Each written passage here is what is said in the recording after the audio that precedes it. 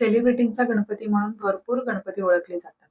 आता सामान्य नागरिक जेव्हा तिथे जातात, तेव्हा धक्काबुक्की होणारच आणि प्रत्येक वर्षी ह्या घटना होतात. आपण पाहतो. तरीही आपण तिथे जातो. नंतर आपण नावं ठेवतो.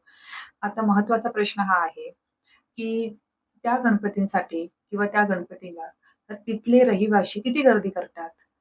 तिथे जे येणारी जी लोकं आहेत, ती बाहेरूनच येणारी असतात. मग हे जे त्या गणपतींबद्दल जे नवल आहे किंवा या ज्या गोष्टी आहेत, त्या आपण सोशल मीडियातर्फे बघतो आणि गर्दी करतो. घरात गणपती असूनही. मी स्वतः लालबागमध्ये राहत असून एवढी वर्ष राहते, तरी मी लालबागच्या राजाचं दर्शन घ्यायला गेलेले नाही. तशी आवश्यकताही वाटत नाही. विसर्जनाला आम्ही जातो, दर्शन घेतो आणि घरी येतो.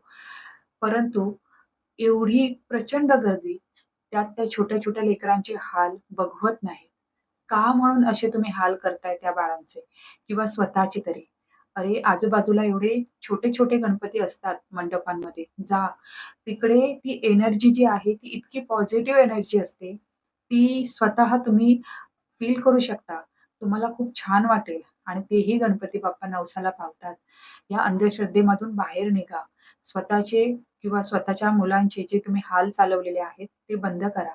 टॉयलेटलाही जाण्याचे लोकांचे हाल होतायत आणि 2-2 दिवस तुम्ही लाईनमध्ये उभे राहून दर्शन घेताय. खरंच याला तुम्ही श्रद्धा म्हणताय?